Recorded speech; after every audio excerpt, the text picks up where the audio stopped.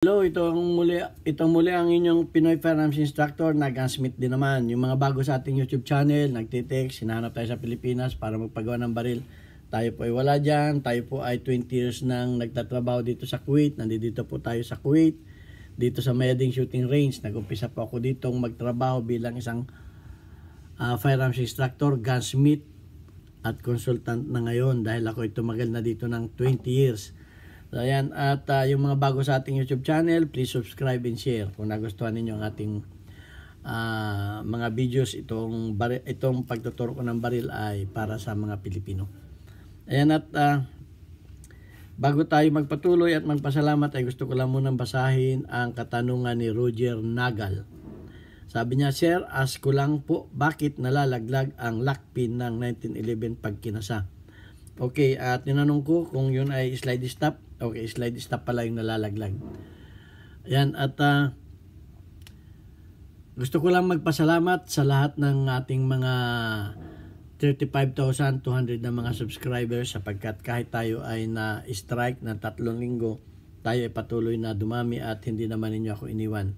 Okay, at nagpapasalamat ako sa mga silent viewers na hindi nag-skip ng ads sapagkat tayo isang charity vlogger.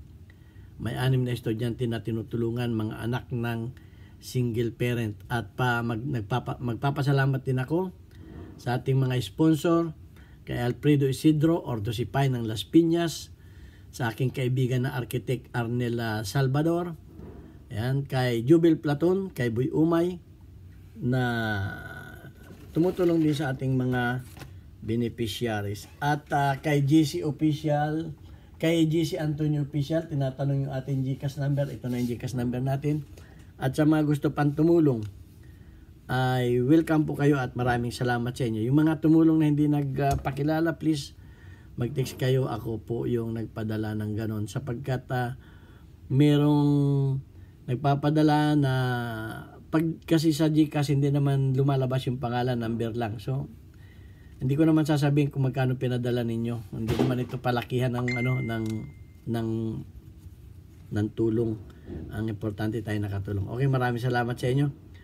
At meron lang ditong isang estudyante natin na nagpadala ng video at gustong ipaabot ang pasasalamat sa inyong lahat.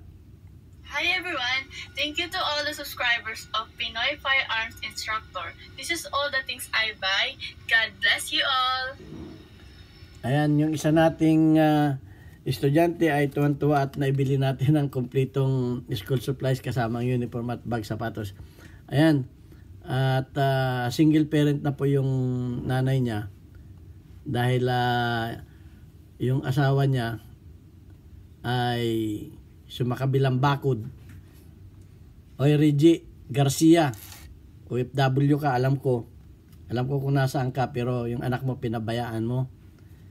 Maganda yung anak mo, matalino, ay hindi mo binibigyan ng tamang sustento. Bahala ka, ako ang kinikilala niyang lulo ngayon dahil parang apo ko na siya.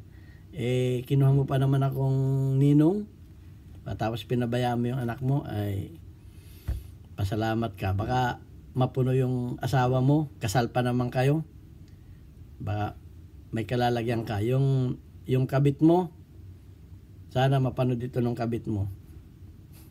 Ayoko mag-mention ng pangalan. Ayan, basta ako tumutulong lang ako. Pero nakakalungkot na may mga ama na walang puso. Okay. At yan, sasagutin natin yung katanungan ni, medyo nadadala lang ako ng emotion dahil pasensya na. Maway na ako sa mga bata na matatalinong gusto mag-aral. Okay, sasagutin natin yung katanungan ni Roger Nagal. Okay, unfortunate wala tayo ditong 1911 kasi nakuha na yung 1911 natin. Pero explain ko sa inyo sa abot ng aking makakaya. Okay, kung mapapansin niyo ang mga slide stop, kamukha nito, yan ay may parang kuntil dito sa loob. May ganyan, no? Ayan, no? May mataas dito, mataas. Kaya yan ay mataas, yan ang nagsisilbing lock para hindi ito lumabas. Kasi ito, nasa loob ito ng ito, ito ay nasa loob ng slide, nakaganyan siya sa slide oh. Nakaganyan siya sa slide, nakasabit siya. Ito, so nakasabit ito sa slide kaya hindi yan lalabas. Ngayon, pag ito ay napudpud na, itong parang bundok na to, i-close up natin ha. Itong parang bundok na to, ito yan oh. Ito. Yan ay lalabas na. Kasi nga, yan ang naghaharang para hindi ito lumabas. Itong bundok na ito, oh, may parang bundok yan ha. Yan ang naghaharang dyan. Tingnan ninyo yung inyong mga slide stop. Mga 1911 may ganyan siya. May ganyan. Ito ay hindi man 1911 pero parehas lang yan. Okay. So, bakit siya lumalabas naman? Paano mo siya mapapalabas? Okay, papakita ko sa inyo yung slide. Kung mapapansin niyo ang slide, ayan oh. Dito kasi siya nakapasok eh. Okay, yung kanyang pin ay dito nakapasok. Pagkatapos yung tinuro ko sa inyo ay nandyan siya. Kaya na hindi lumalabas, yan ay nakaharang nga siya nun. Nakaharang dyan yun. So, para mo mapalabas yan, kinakailangan itapat mo yan dyan, oh. Yan. Pag yan ay nakatapat na dyan, saka mo lang ilalabas. Yung 1911, may ganyan din yung 1911. Makikita mo rin na yung slide niya ay nasa slide naman yun. May ganyan din na itatapat mo doon para mo mailabas. Papakita ko sa inyo kung paano ipasok yan. At hindi rin ninyo maipasok yan kung yan ay nakaganyan. Hindi rin ninyo siya maipapasok. Ayan o. Hindi ninyo siya mapapasok. Dahil nga, kinakailangan lumabas yung ano na yon. Papakita ko sa inyo ha. Ayan o. Yun. Kita ninyo yun.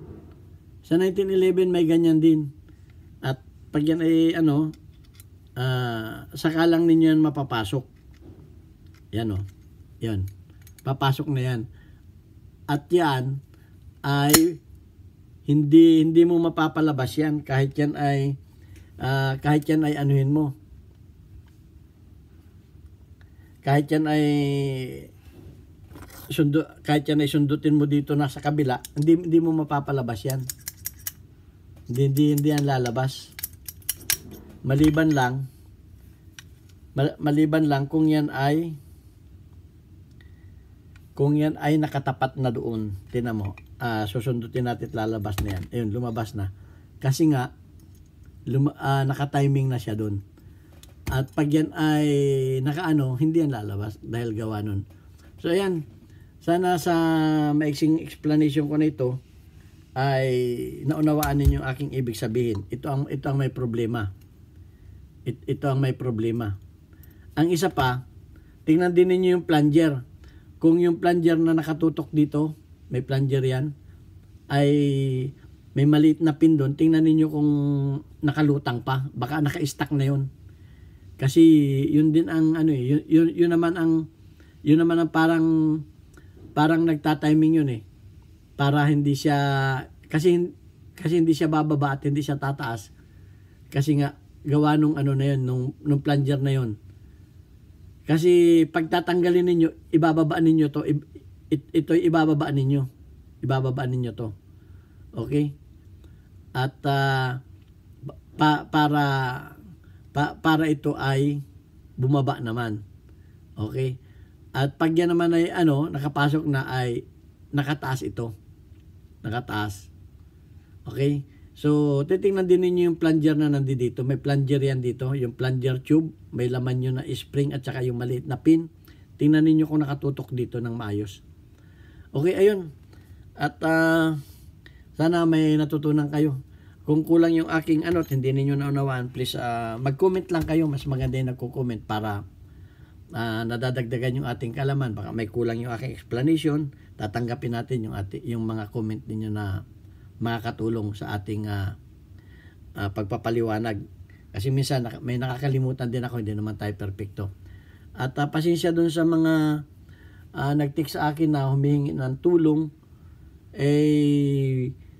wala pa po ako sa ngayon maibibigay na tulong dahil yung kinikita ko sa YouTube ay kulang kulang na kulang pa doon sa 6 na estudyante. Actually, ang gastos natin sa isang estudyante ay 6,000, tig-1,000 sila kada linggo. So, ang kinikita natin sa YouTube ay wala pang 5,000 isang linggo. So, abonado pa tayo.